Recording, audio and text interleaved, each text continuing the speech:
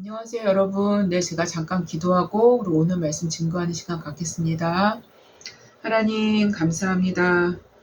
하나님, 오늘도 우리가 주의 말씀 앞에 섭니다.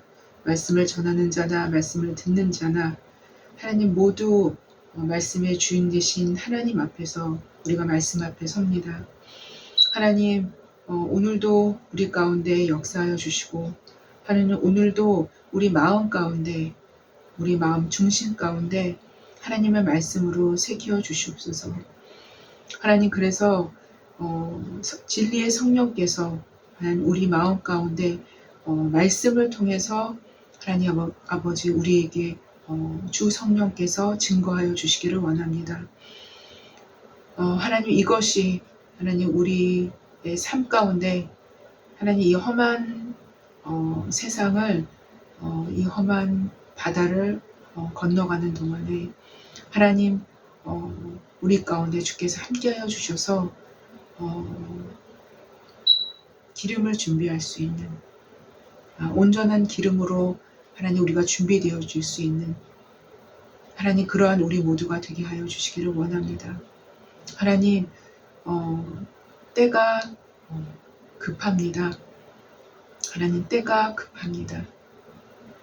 하나님 마지막을 달려서 마지막을 향해서 나아가고 있는 하나님 그러한 시기를 하나님 우리가 살아가고 있습니다. 하나님 우리에게 인식되어 줄 수 있도록 도와주시며 하나님 우리가 그것을 생각할 수 있도록 도와주셔서 하나님 우리가 등을 준비할 뿐만 아니라 하나님 기름까지 준비할 수 있는 슬기로운 다섯 처녀가 모두 되어줄 수 있는 우리 모두가 되게 하여 주시옵소서. 하나님 주님 우리와 함께하여 주시고 그렇게 기름을 준비할 수 있는 시간이 또 오늘도 하나님 그러한 시간이 되게 하여 주시기를 원합니다. 주님 함께하여 주시옵소서. 감사하며 예수님의 이름으로 기도했습니다. 아멘. 네, 여러분 오늘도 제가 로마서 말씀을 그 다음 본문이죠. 네, 로마서 말씀을 들고 섰습니다. 네, 오늘도 율법이 저주로부터의 자유. 네, 5번째 시간입니다. 네, 이 본문은 로마서 7장 8절이 되겠죠. 네, 로마서 7장 8절을 본문으로 한 구절을 잡고요. 제가 말씀 봉독하는 시간을 갖겠습니다. 네, 잘 경청해 주시기 바랍니다. 그러나 죄가 기회를 타서 계명으로 말미암아 내 속에서 온갖 탐심을 이루었나니 이는 율법이 없으면 죄가 죽은 것임이라. 네, 라는 말씀을 가지고 말씀을 증거하는 시간을 갖겠습니다.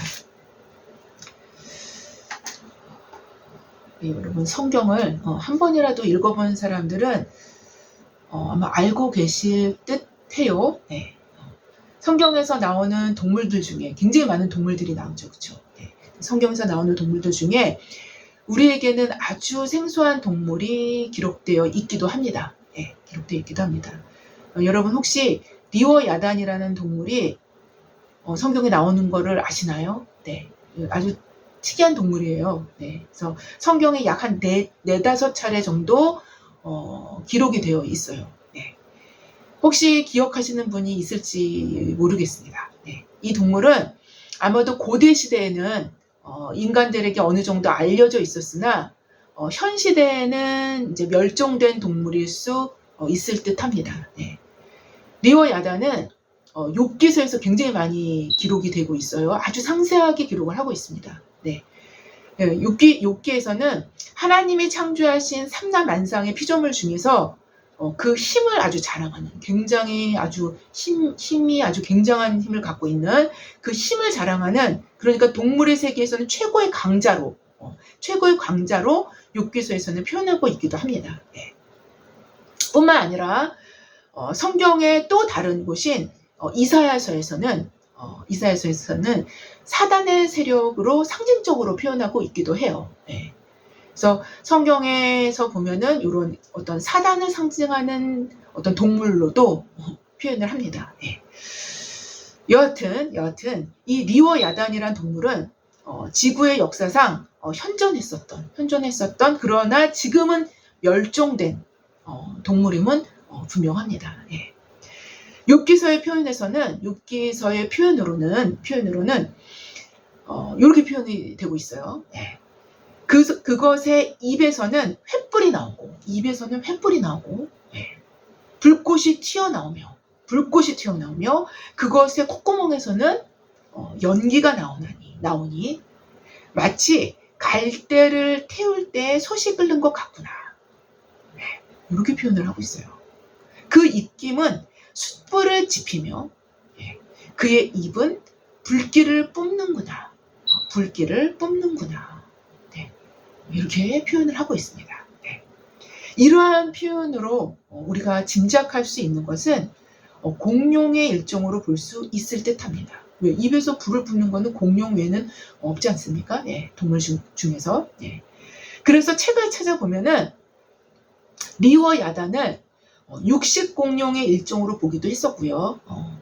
그리고 일반적으로는 바다 괴물로 일컬어지기도 했습니다. 네, 옛 사람들은요 바다 괴물이라고 표현하기도 했어요. 예. 여러분, 오늘은 바로 이 동물계의 최고의 강자였던 리워 야단을 들어서 그 리워 야단을 비유로 설교를 시작할까 합니다. 예. 리워 야단을 일명 바다 괴물이라는 이름으로 불려지기도 했었던 것으로 보아 그는 바다를 거점으로 생활했었던 것 같습니다. 예. 거대한 몸집을 한번 쫙 이렇게 휘두르면 마치 쓰나미와도 같은 거대한 물결과 파도를 만들어내기도 했기에 인간들이 타고 다녔던 나무배들, 그 당시에 고대 사람들은 뭐 얼마나 큰 배를 타고 다녔겠어요. 네, 또 나무로 다 제조를 했겠죠. 이 나무배들은 마치 장난감 배처럼 산산조각 나기 일쑤였을 것입니다. 네. 뿐만 아니라 적지 않은 인간들이 불을 뿜어내는 그의 입속으로 끌려 들어가서 그의 먹이가 되었을 가능성도 충분히 우리는 예측할 수 있을 것입니다. 이러한 그의 강력한 힘은 욥기서가 또 어떻게 언급하냐면요. 그의 질비한 비늘은 그의 자랑이로다. 튼튼하게 봉인하듯이 닫혀 있구나. 이런 표현도 나옵니다. 라는 이런 표현대로 바로 그 넓디 넓은 바다를 힘있고 거칠게 휘저으며 활보하며 아마 활보했을 거예요. 이가 휘저으며 활보하며 자신의 힘의 거점을 바다에 두었기 때문인 거예요. 자신의 힘의 거점을 바다에 두었습니다. 만약 리워 야단을 바다가 아닌 곧 물이 없는 육지에 잡아 올려둔다면, 육지에 끌어서 잡아 올려둔 이것 자체가 사실상 그 당시에서는 불가능했지만 만약에 육지에 잡아 올려둔다면 이 동물은 어디도 활보할 수도 없을 뿐만 아니라 이제는 더 이상 활보할 수 없게 되는 거예요. 활보할 수 없을 뿐만 아니라 땅에 길게 늘어져서 육중한 몸을 퍼득대며 입에서 나오는 횃불도 콧구멍에서 나오는 연기도 점점 시간이 지날수록 그 힘을 잃어가게 될 것임을 우리는 또한 예측할 수 있을 거예요. 그를 강력한 군주로 군림하게 한 것은 바로 바다라는 환경이었었던 것입니다. 왜냐하면 리워 야단은 바다를 거점으로 살아가는 수중동물이기 때문인 거예요. 바로 이 수중 괴물은 바다의 크고 작은 물고기들, 배를 타고 항해하는 사람들이건 자신의 욕심이 채워질 때까지, 자신의 탐욕이 채워질 때까지 기회를 싹게 엿보다가 확 덮쳐서 순식간에 삼켜버리는 일들이 이 괴물이 했던 그 괴물의 일과였었던 거예요. 이 괴물의 일과였었던 것입니다. 지금까지의 비유로 이야기해드린 이 리워 야단 이야기는 죄와 율법과의 관계를 설명해 드리기 위한 비유였습니다. 여러분, 죄와 율법과의 관계를 설명해 드리기 위한 비유였습니다. 리와 야단이 인간의 죄, 그 죄 자체라면 바다는 율법인 것입니다. 바다는 율법인 거예요. 리와 야단이 바다를 거점으로 그 활력을 얻고 힘을 부여받는 것과 같이 죄는 율법을 거점으로 그 활력을 얻고 힘을 부여받는 것입니다. 물론 리와 야단이 악한 것이지, 리와 야단이 악한 거예요. 그 괴물이 아주 바다에서 아주 깡패 노릇을 합니다. 리와 야단이 악한 것이지 바다가 악한 것이 아니듯이 죄가 악한 것이지 율법이 악한 것이 아닌 것입니다. 율법이 악한 것이 아니에요. 물론 기회를 타죠. 바다는 오히려 풍부한 해양 자원과 먹거리를 제공해주는 없어서는 안 될 인류의 어떤 생명의 보화인 거예요. 그러나 리와 야단이 기회를 타서 바다에서 막강한 힘으로 스스로 군림하는 것이 바다 생물들과 인간들을 위협하는 요인이 되어지게 하는 것입니다. 그것이 위협적인 요인이 되게 되는 거예요. 그렇지만 놀라운 것은 이 바다 괴물은 이토록 이렇게 선하고 좋은 바다를 자신의 거점으로 삼는다라는 것이며 더 놀라운 것은 이 선하고 좋은 것에서 자신의 힘과 활력을 얻는다라는 데 있다라는 것입니다. 성경은 이것을 얘기해주고 있어요. 오늘은 바로 이 점을 조금은 상세히 다루는 시간을 갖고자 합니다. 오늘 본문인 로마서 7장 8절은 이렇게 기록해요. 그러나 죄가 기회를 타서 계명으로 말미암아 내 속에서 온갖 탐심을 이루었나니 이는 율법이 없으면 죄는 죽은 것이니라 라고 기록합니다. 곧 죄가 기회를 탄다는 거예요.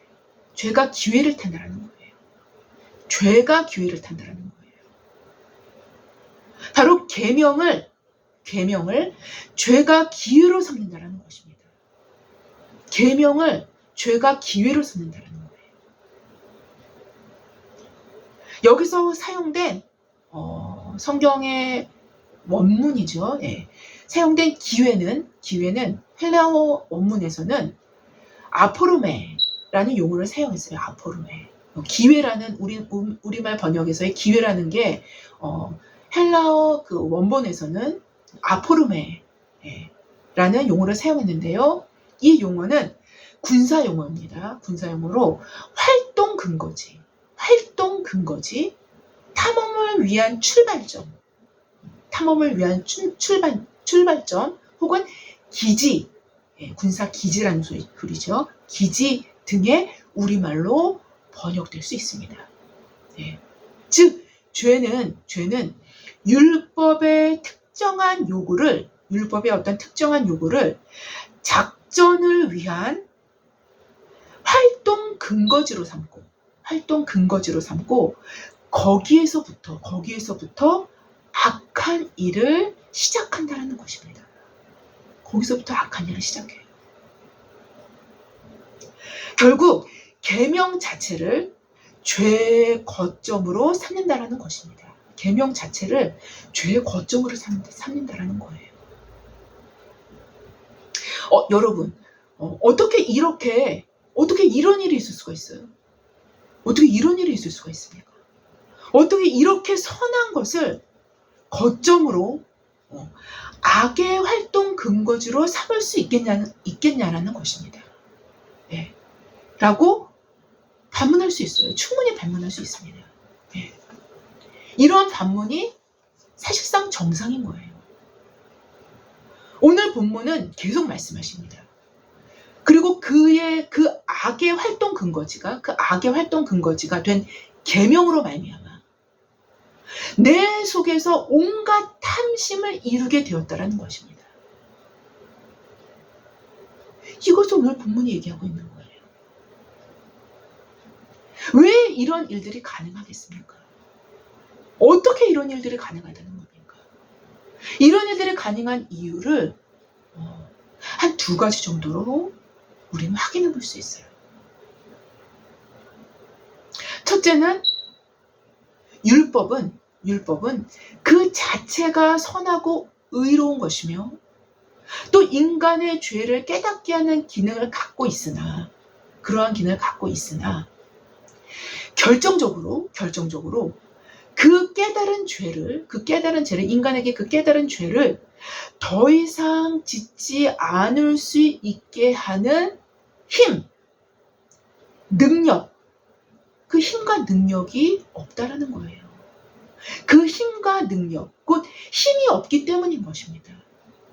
이게 굉장히 중요한 요소인 거예요. 이렇게 죄가 거점을 잡게 하는 굉장히 중요한 요인이 되는 것입니다. 다시 말씀드린다면 깨달은 죄를 처리할 능력의 부재가 이런 일들이 가능하게끔 만드는 것이라고 말씀드릴 수 있어요. 말씀드릴 수 있습니다. 또한 둘째는 이런 일들을 가능한 이유. 율법을 죄의 거점으로 삼는 이런 일들이 가능한 이유의 2번째입니다. 2번째는 일단 계명을 통해 자신의 죄인됨을 깨달은 인간이 또다시 죄를 짓는다라는 것은 죄를 깨닫기 전에 지은 죄와는 완전히 다른 상황과 다른 차원의 죄지음이 되어질 수밖에 없기 때문인 거예요. 그 환경 자체가 이제는 다르게 됩니다. 일단 그 계명을 깨닫고 난 다음부터는 완전히 다른 상황, 완전히 다른 차원이 되는 거예요. 그 이후부터 죄를 짓는다는 것은. 곧 왜냐하면 이런 유의 죄지음은 하나님의 준엄한 말씀을 알면서도 범한 것이 되기 때문에, 즉 입법자이신 하나님을 멸시하고 무시한 죄가 가중되는 죄가 되게 되어지기 때문인 거예요. 바로 죄는요, 요거를 노리는 것입니다. 굉장히 무섭죠. 그리고 굉장히 교활합니다. 다시 말씀드린다면 하나님을 대적하고 불순종의 도전장을 내는 셈이 되어지는 죄가 되어버리기 때문인 거예요.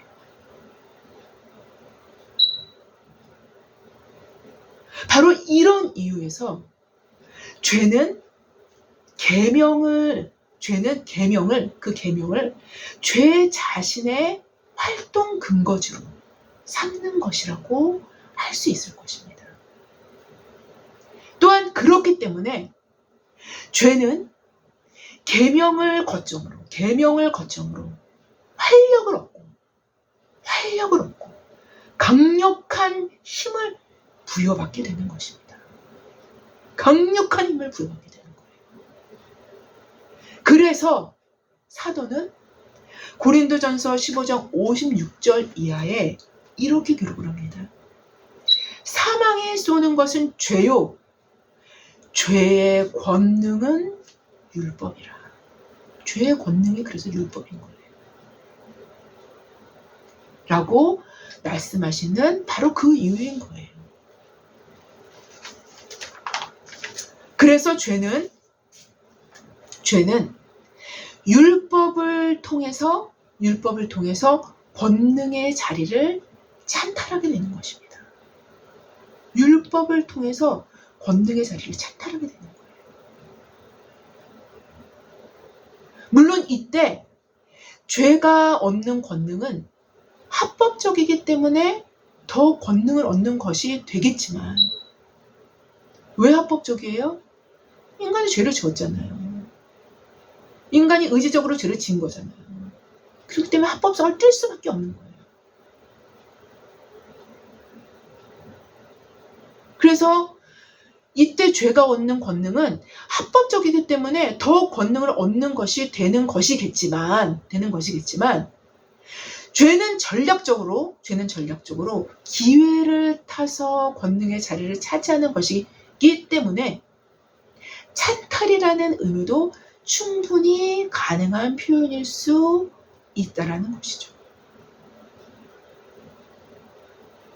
여러분, 우리가 여기서도 확인할 수 있는 거는요, 어두움의 세상 권세가, 어두움의 주관자들이 있다라는 것을 이 본문은 깔고 들어갑니다. 아주 기묘하게 얽혀 있어요. 바로 이러한 지금까지 설명드린 결과들로 우리가 알게 되어지는 것은 오히려 계명이 없었다면 죄에게 더 치명적인 빌미를 줄 거리가 없었을지도 모른다라는 것이 아니겠습니까? 누구나 아마 이런 생각을 할 거예요. 맞습니다. 바로 정확히 이 생각을 본문 하반절에서 사도가 기록합니다. 이는 율법이 없으면 죄는 죽은 것이니라. 율법이 없으면 죄는 죽은 것이니라. 여기서 죄가 죽었다라는 의미는 이미 여러분 중에 많은 분들은 알고 계시겠지만, 죄가 죽었다라는 의미는 율법이 없으면 죄가 아예 없는 것이 아니죠. 저번 주도 제가 충분히 설교 때 말씀을 드렸어요. 율법이 없으면 죄가 아예 없는 것이 아니라 죄를 인식하는 인간의 지각이 약해질 뿐만 아니라 율법의 역기능적인, 그러니까 죄가 율법을 자신의 기지화시키는, 자신의 활동 근거지로 삼는 일은 애당초 없을 것이기 때문인 거예요. 그래서 본문에서 이는 율법이 없으면 죄는 죽은 것임이라라고 표현한 것입니다. 자, 여기까지 왔다면 우리는 왜 하나님께서 그렇다면 율법을 허락하셨을까? 라는 생각을 하게 될 것이라 생각합니다.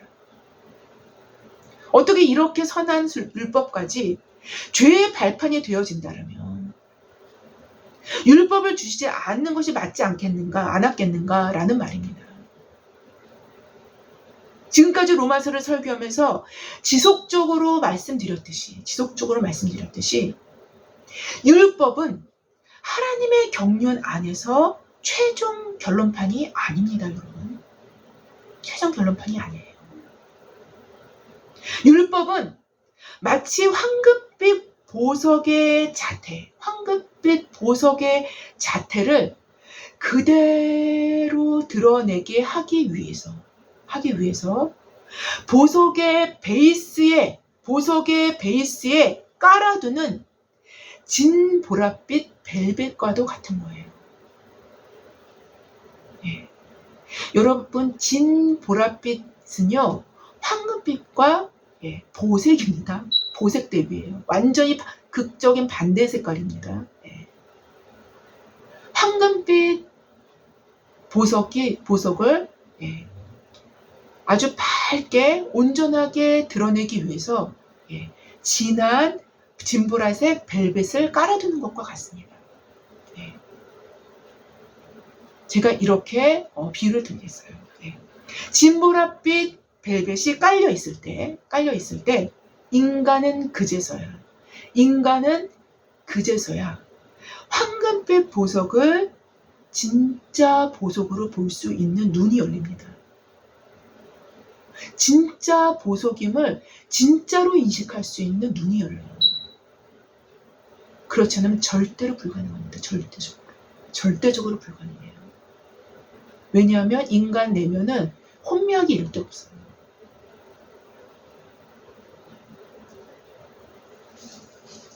보석을 보석으로 볼 수 있는 눈은 반드시입니다, 여러분. 인간인 우리 자신을 진리에 입각해서 알아야만 가능해요.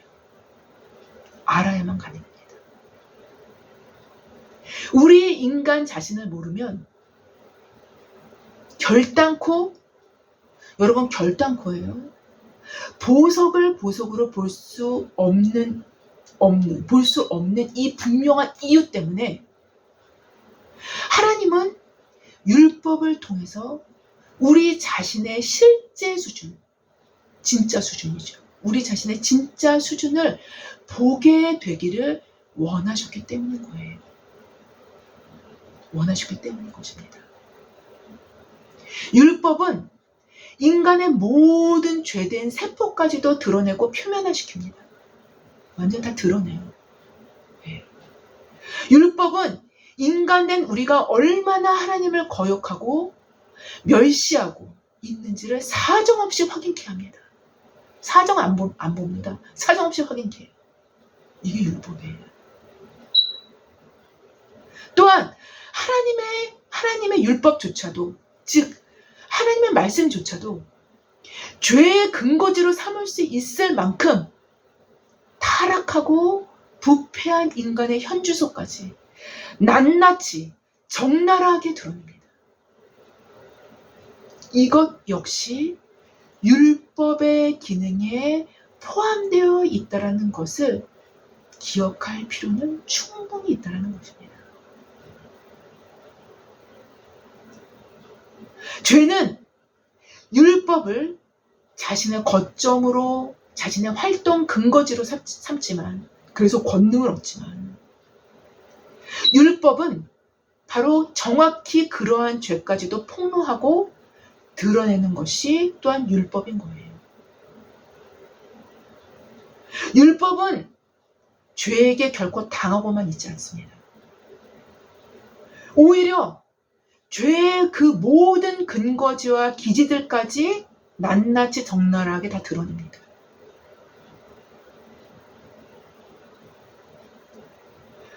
프란시스 셰퍼는 이렇게 자신의 글에서 기록해요. 이렇게 자신의 글에서 표현을 합니다.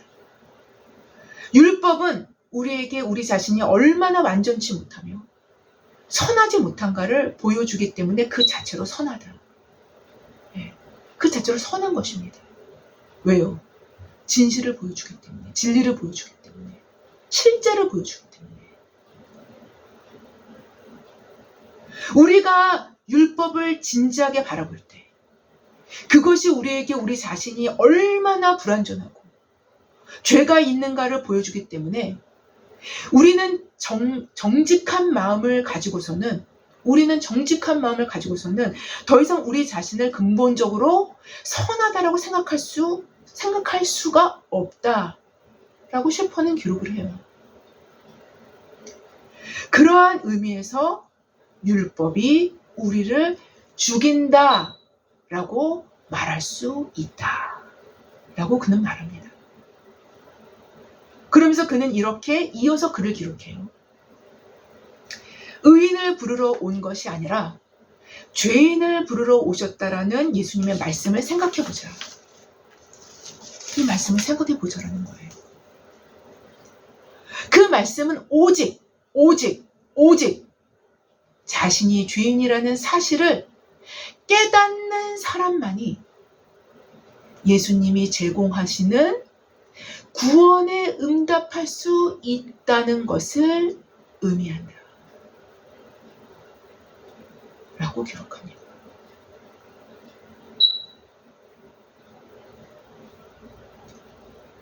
곧 죄가 율법을 자신의 활동 근거지로 삼고 자신의 기지로 삼는 것까지도 율법은 모두 적나라하게 드러내고 고발합니다.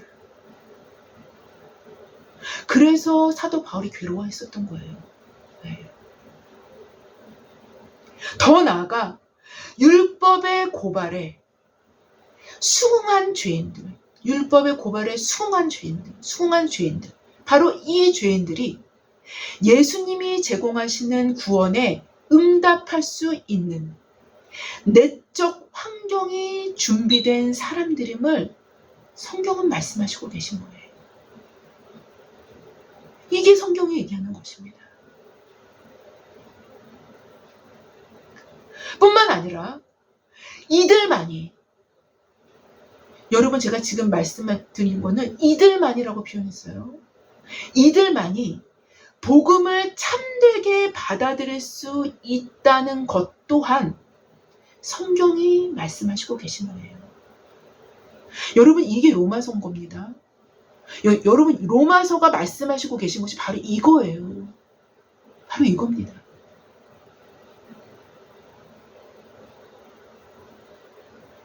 복음을 참되게 받아들일 수 있는 유일한 환경은 곧 죄의 깨달음으로부터 오는 심령의 가난함인 거예요. 심령의 가난함.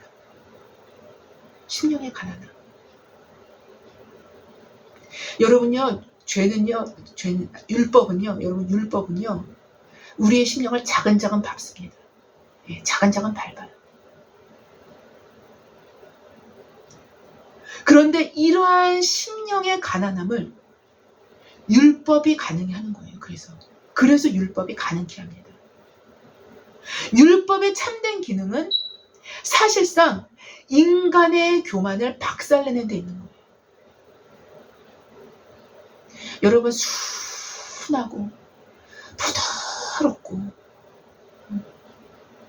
대답 한번 제대로 잘 못하고 가만히 이렇게 있는 사람들이 겸손한 줄 아십니까? 절대 그렇지 않을 수 있어요. 여러분 율법은요, 그 내면에서 이 모든 것들을 다 들춰내요. 거기서 또 엄청난 교만을 다 들춰냅니다.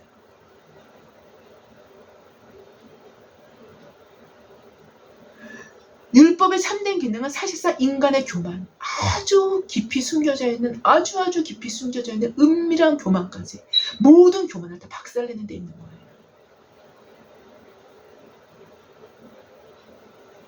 죄에 대한 참된 깨달음만큼 인간의 교만을 박살내는 방망이는 어디서도 없는 거예요. 어디서도 없습니다. 역으로 자기 의는 여기에요. 이번에는 반대로 생각하겠습니다. 역으로 자기 의는 사실상 복음의 최대의 천적이 되는 거예요. 최대의 적이 되는 것입니다. 복음의 최대의 원수는요, 자기 의예요. 그래서 그 의가 겉으로 보여지고 드러나 있던, 그 의가 내면에 철저히 숨겨져 있던, 그 의가 아주 내면에 철저하게 숨겨져 있을 수 있습니다. 네, 표면적으로 아무도 모를 수 있어요. 어느 누구도 예측할 수도 예상할 수도 없는 것들이 그 깊은 곳에 숨겨져 있을 수도 있습니다. 충분히 가능해요. 좌우지간 그 의가 겉으로 보여지고 드러나 있던, 내면에 철저히 숨겨져 있던 상관없이 복음을 막아서는 최고의 적은 바로 자기 의인 거예요. 바로 자기 의인 것입니다. 그렇게 될 수밖에 없는 거예요. 바로 이런 과정들을 알게 된다. 율법이 우리를 죽이는 이유는 우리를 진정으로 살게 하기 위해서인 거예요. 우리가 진정으로 살기 위해서는 죽어야 되는 거예요. 그것도 지금까지 로마서가 기록하고 있었어요. 율법이 우리를 죽이는 이유는 우리를 진정으로 살릴 목적으로 죽이는 것입니다. 바로 이 과정을 섬세하게 담아내어서 표현하고 있는 것이 이런 과정, 제가 지금까지 말씀드렸던 이런 과정을 아주 섬세하게 간증 형식으로 아주 리얼하게 표현하고 있는 것이 바로 로마서 7장 7절에서부터 25절에 이르는 사도의 내적 고백의 간증인 거예요.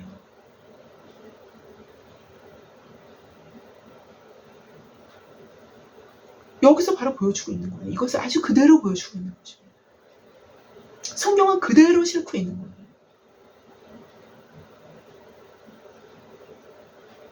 우리 시대의 사고는, 여러분, 우리 시대의 사고는 좋은 게 좋은 거야.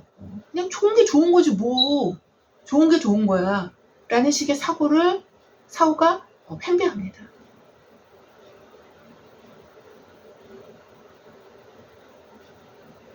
하지만 성경은 절대로 그렇게 얘기하고 있지 않아요. 절대로 그렇게 얘기하지 않습니다. 오히려 좋게 보여지는 것이 아닐 경우가 더 많다라는 것입니다. 왜요? 사단이 인간을 미혹하기 위해서는 일단은 좋게 보여야 돼요. 일단은 자기의 이득이 보여져야 되는 거예요. 어머, 이거 하면 내가 이런 이득이 있겠네 라는 게 눈으로 보여줘야 되는 거예요.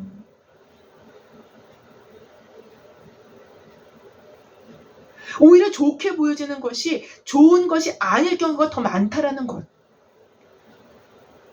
그리고 좋지 않게 보여지나 사실상 그것이 가장 좋은 길로 가는 중요한 루트가 되어질 수 있다라는 것. 이것이 성경이 얘기하는 거예요.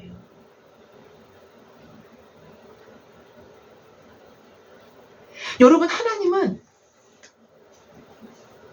선하고 좋으신 분이실 뿐만 아니라 우리를 진리 가운데로 인도하시는 아주 곧고 올바르시며 그 곧고 올바름의 기준이 되어지시는 분이시기도 하십니다.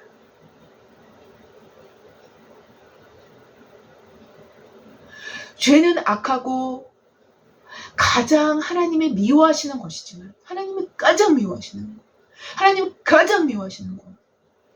죄는 악하고 하나님이 가장 미워하시는 것이지만 죄를 깨닫고 회개하는 자들에게는 놀랍도록 합력해서 선을 이루시는 분이 바로 하나님이시라는 거예요. 그게 복음인 거예요.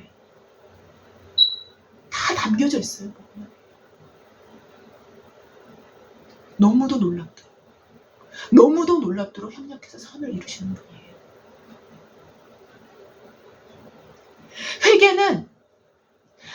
회개는요, 하나님의 지혜의 경이로움, 하나님의 지혜의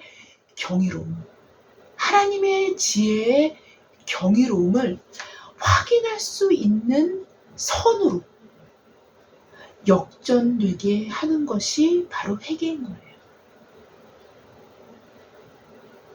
다시 말씀드릴게요. 회개는 하나님의 지혜로움의 경이로움을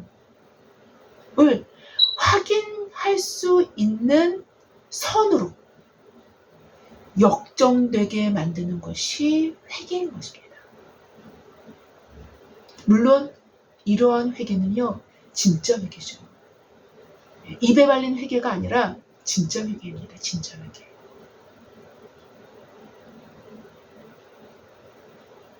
아무쪼록 율법을 통해서, 그리고 최종적으로는 복음을 통해서 유일하신 참 하나님과 그가 보내신 자 예수 그리스도를 알므로 영생으로 끊임없이 인도되어지는 저와 여러분 모두가 되어지기를 주님의 이름으로 기도합니다. 제가 기도하고 마치겠습니다. 하나님 감사합니다. 하나님 감사합니다. 주님은 선하시고 좋으신 분이십니다. 하나님, 인간의 연약함과 그 악함까지도 그 죄까지도 하나님, 진정으로 회개하는 자에게는, 진실로 회개하는 자에게는 하나님의 놀라운 복음이, 하나님의 놀라운 그 경륜 가운데 숨겨져 있었던 그 귀한 보물과 그 보석을 우리가 맛볼 수 있고 우리가 경험할 수 있는 그 놀라운 문을 열어주신 그 하나님께 하나님, 오늘도 너무나 감사드립니다. 하나님, 모든 사람이 이와 같은 길을 감으로 하나님 안에서 온전한 풍성함을 누릴 수 있는 하나님, 우리 모두가 되게 하여 주시옵소서. 감사하며 예수님의 이름으로 기도했습니다. 아멘. 감사합니다.